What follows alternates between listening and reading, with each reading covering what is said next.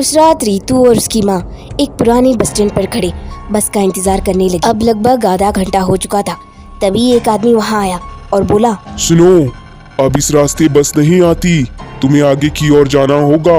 उस आदमी की बात सुनकर वो दोनों दूसरे रास्ते से चले गए जहाँ पर उन्हें बस मिली। रात के लगभग 8 बजे थे और रितु की माँ अपने कमरे में ही थी। तभी रितु के कमरे से उसकी चीख सुनाई दी। रितु के हाथ में उसका मोबाइल था जिस पर उसने बस स्टैंड पे निकाली हुई एक सेल्फी थी। लेकिन उसकी सेल्फी पे वो अकेली नहीं थी बल्कि उसके पीछे कोई और भी थी। अब गाड़ी एक सुनसान रास्ते पर आकर पहुंच गई थी। बड़ी ठंडी हवा अंदर की ओर आने लगी थी। तभी एक कागज का टुकड़ा विंडो से अंदर की ओर आया। नीलम ने उस टुकड़े को हाथ में लिए पढ़ने लगी। पढ़ते पढ़ते ही उसके हाथ पैर कड़कड़ाने लगे।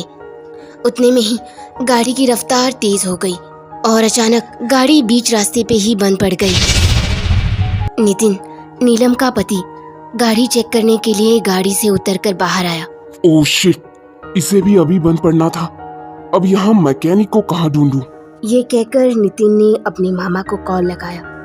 मामा, हमारी गाड़ी गांव के शॉर्टकट रास्ते पे ही बंद पड़ चुकी है।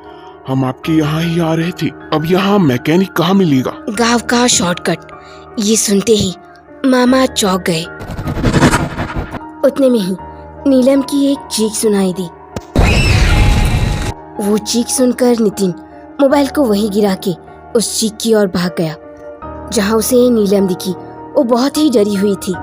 नितिन, वो औरत, वो वहाँ, ये जगह ठीक नहीं है, चलो यहाँ से चलते हैं, भागो। ये कहकर नीलिमा भागते हुए गाड़ी के अंदर गई। तभी उसे याद आया कि उनकी गाड़ी तो पहले से ही बंद पड़ चुकी थी। उतने में ही नितिन भी गाड़ी के अंदर आया। नीलिमा, तुम आखिर किस औरत की बात कर रही हो?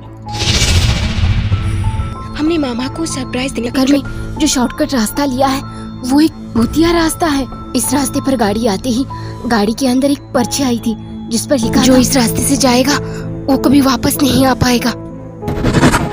हमें एक बार इस रास्ते के बारे में मामा से पूछ लेना चाहिए था। अब हम जिंदा नहीं बचने वाले। उतने में ही नीलम को कॉल आया। वो कॉल था मामा का।